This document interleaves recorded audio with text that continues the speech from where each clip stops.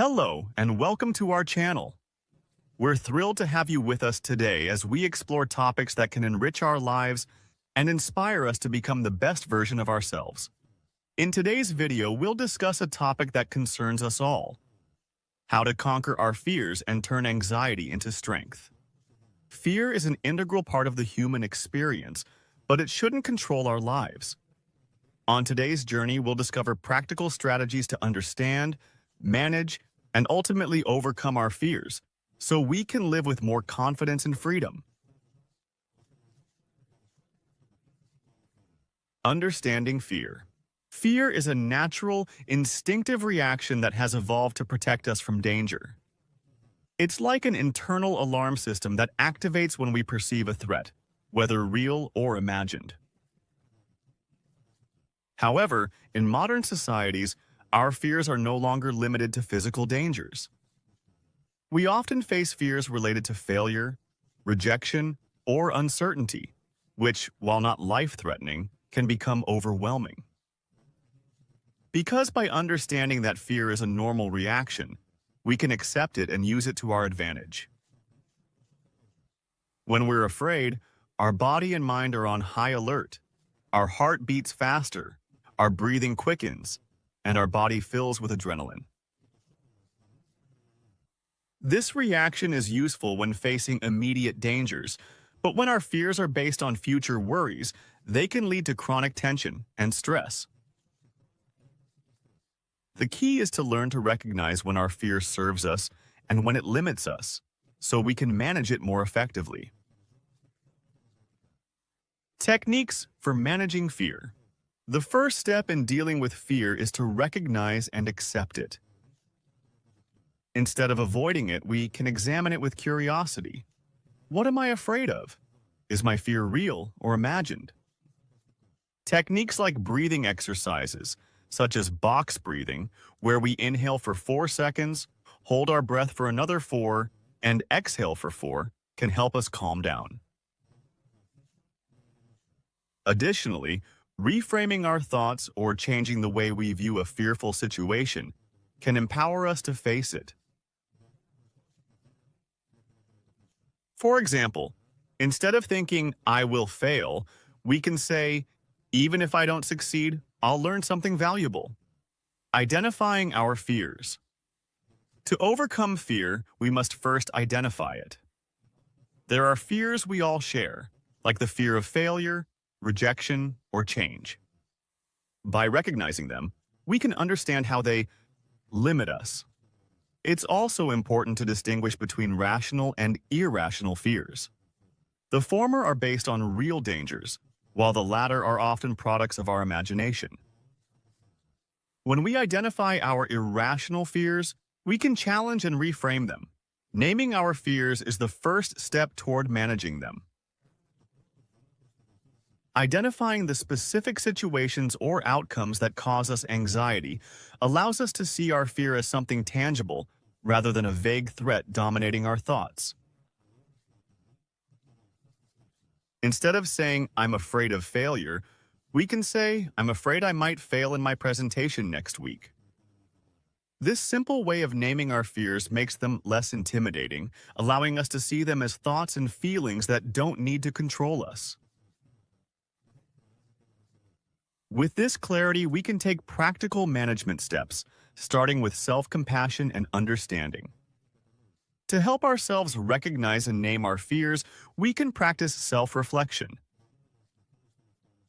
A simple exercise is to sit quietly with a notebook and jot down anything that causes us anxiety or fear without judgment.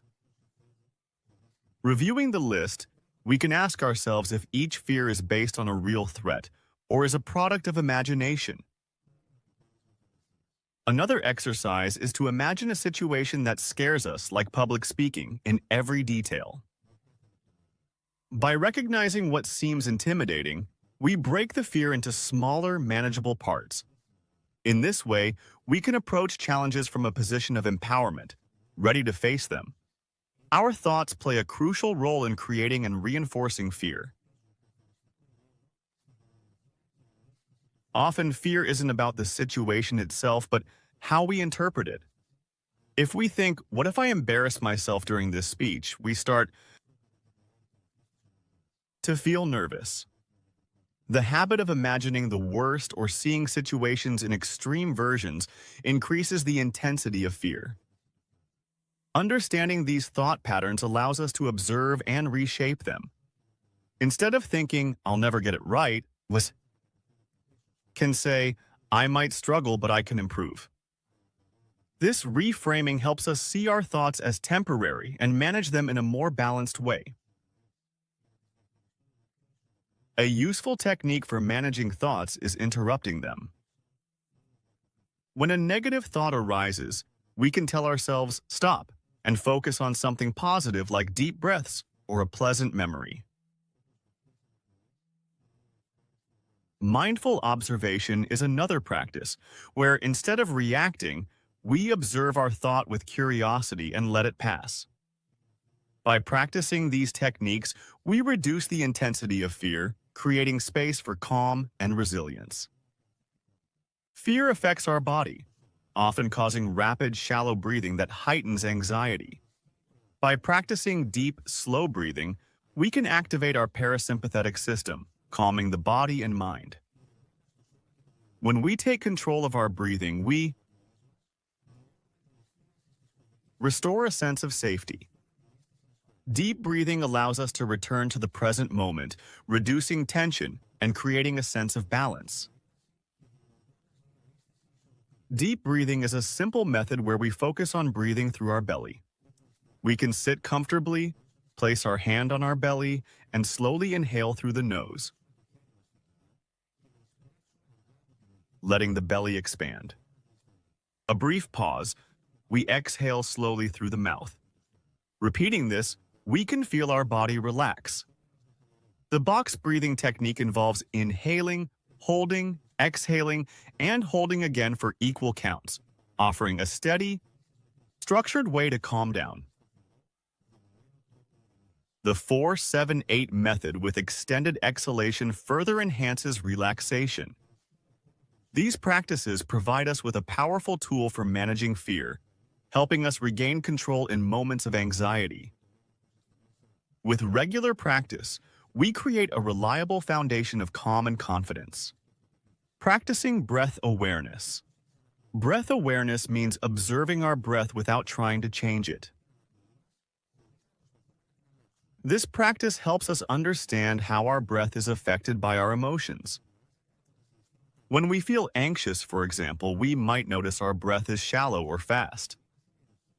Noticing this, we can gently return to slower and deeper breaths. Breath awareness doesn't need to be applied only when we're afraid. We can incorporate it into our daily routine. By taking a few moments each day to observe our breath, we can manage fear more effectively when it arises. Over time, we'll become more attuned to how our breath affects our emotions, gaining a greater sense of control. A good start is to practice daily for 2 minutes. Just sit, close your eyes, and observe the rhythm and depth of your breath. Focusing on this simple and calming activity, you'll build the foundation to use your breath as a calming tool when you feel fear. Using visualization to conquer fear.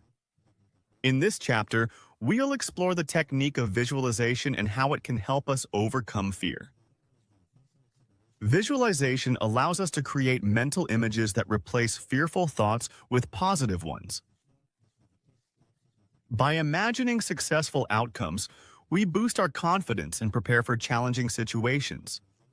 The first step in visualization is creating a mental safe space. This could be a serene beach, a lush forest, or a cozy room. The key is to make this space as detailed as possible, engaging all our senses. Close your eyes and take a few deep breaths. Picture your space. What do you see around you? How are the colors? Are they bright or soft? Listen to the sounds. Can you hear waves, birds, or the rustling of leaves? Feel the environment. Is there a warm breeze or a soft blanket wrapping around you? Notice the smells. Do you smell fresh air, flowers, or perhaps a favorite scent? As we develop this image, we'll feel more relaxed. This safe space can become our mental refuge, where we return whenever we feel fear or anxiety. Once we create our calm space, we can envision ourselves successfully facing fear-inducing situations. We choose a fearful situation like public speaking or exams. We create detailed images, closing our eyes and imagining ourselves handling the situation with confidence. What do we see, hear, or feel? We envision the process. Instead of focusing only on the outcome, we imagine each step. We see ourselves taking deep breaths and speaking with assurance. We feel the success, connected to feelings of pride and confidence. The more we practice, the easier it becomes for our brain to link this image with reality. Regular practice is essential for visualization effectiveness. Spend a few minutes daily practicing visualization. Use guided visualization through apps or recordings to ease the initial steps. Keep a journal and record the scenarios you visualized and how you felt. Complement visualization with deep breathing or meditation. Over time, visualization will help you reduce fear and face challenges with calm and confidence. In this chapter, we'll explore a crucial aspect of fear management, the importance of seeking support from others. We don't have to face our fears alone, and having a strong support system can make a significant difference in how we confront and overcome our fears. Let's delve into the importance of recognizing when to ask for help, finding a supportive community, and the benefits of talking about our fears. One of the most important steps in managing our fears is recognizing when we need help. Asking for help is often seen as a weakness, but in reality it's a sign of strength and self-awareness.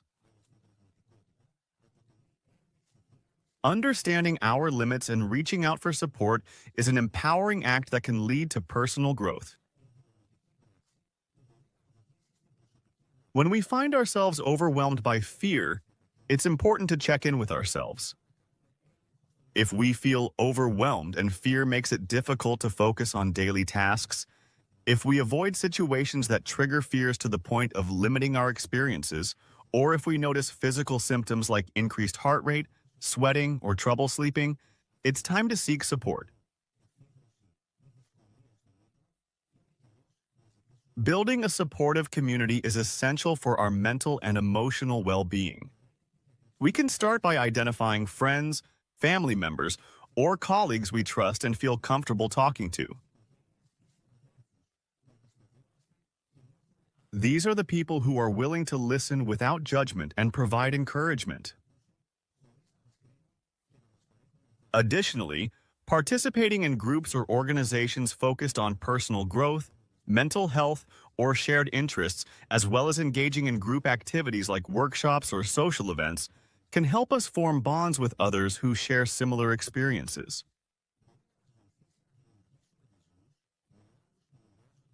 These experiences enhance our sense of belonging and remind us that we are not alone. Talking about our fears can offer us substantial benefits.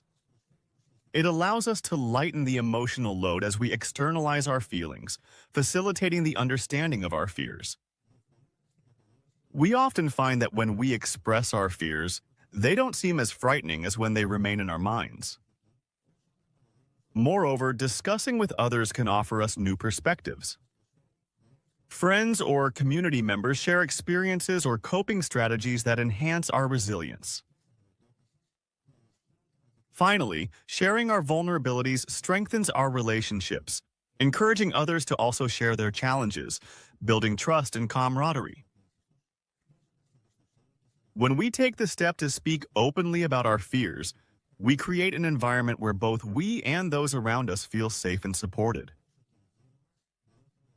This collective sharing reinforces the idea that we're all in this together, creating bonds that help us face our fears more effectively. As we reach the final chapter, it's important to take the knowledge we've gained and apply it in practice.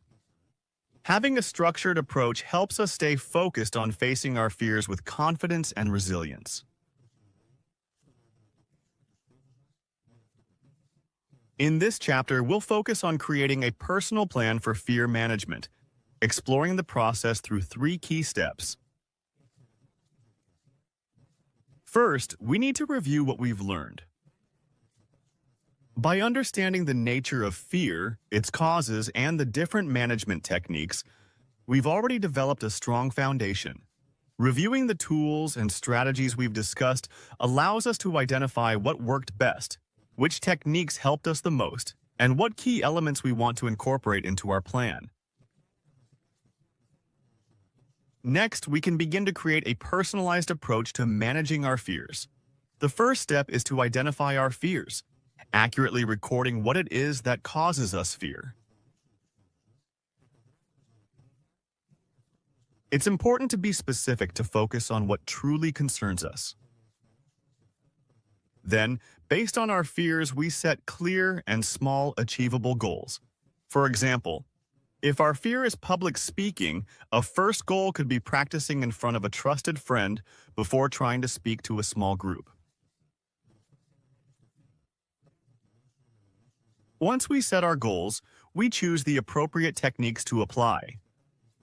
These may include breathing techniques to reduce anxiety or visualization exercises to prepare us for challenging situations. Then, we create a routine that incorporates these techniques into our daily life. For example, we can start our day with a few minutes of mindfulness or deep breathing. It's also important to seek support from people in our lives who can encourage us and help us stay consistent, such as friends, family, or support groups. Finally, we must remember that our personal plan is not rigid. Just as we grow and evolve, so must our approach to fear management. Regular check-ins are needed to assess our progress and determine if our techniques are effective or if we need to try new strategies. It's also important to celebrate our progress, recognizing each small success as a step in the right direction. If a technique isn't working, we need to be flexible and experiment with different approaches until we find what suits us best. At the same time, we must remain open to learning, continuing to seek information about fear and personal growth. Fear management is an ongoing process. The tools and knowledge we've gained are not just for moments of crisis, but can be integrated into daily life. By committing to this journey, we cultivate resilience, strengthen our mindset, and embrace the opportunities ahead. Fear will always be part of the human experience, but now we have the means to navigate it with strength, grace, and a renewed sense of empowerment. Thank you for watching this video and taking the time for your own well-being. Health and well-being are not just the absence of problems, but the active care of all aspects of our lives. From financial stability and self-care to personal growth and goal management. Remember, well-being is a journey, not a destination.